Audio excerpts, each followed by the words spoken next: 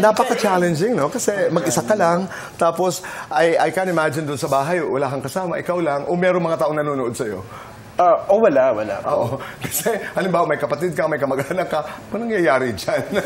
Challenging kasi ang kinakabahan ko doon, Tito Boy, yung mga nakakarinig sa'yo. Parang, ano nangyayari sa'yo dyan? Ano nangyayari sa'yo? Sino kaaway mo?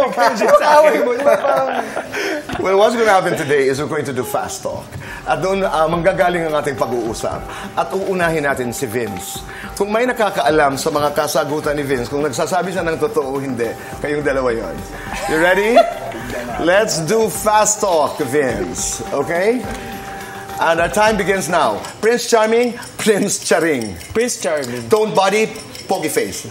Pogi face. Talent, charisma. Charisma. Artistang kinabahang kang ka-eksena. Si Ate Barbie. Actress na gusto mong maka-love team. Si Cheska. Gusto ko yung... Aktor na gusto mong maka-fight scene. Si Kuya Ruru. Kinakabahan ako kapag... Tumatawag si Mama sa akin. Kinikilig ako kapag... Kapag tinitingnan niya ako sa mata. Showbiz girlfriend or non-showbiz girlfriend? Showbiz girlfriend. 1 to 10, gaano ka katagal maligo?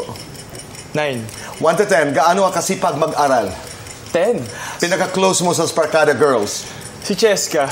Your crush sa showbiz? Si Miss Hart. One thing you always forget? Utos ni Mama. Complete the sentence. I want to be known as... The most humble artist. Sandali, artistang kinabahang kang ka-eksena.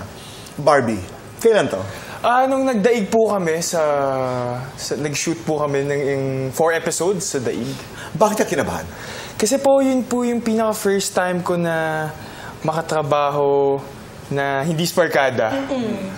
Tapos si Ate Barbie po yung first scene ko. So sobrang kinakabahan ako. Yun po. Kanino kayo kinabahan ng mga ka-eksena? Ako kay Ashley, yung sa Hearts on Ice po. Kinabahan ako. Dahil? Kasi si Ashley, talaga kung di mo siya kilala, talaga ma-intimidate ka eh. Di ba sa itsura ni Ashley, mostly talaga ng mga karakter niya talagang kontrabida, nakakainis talagang. Pero pag nakilala mo siya, parang mawawala na rin.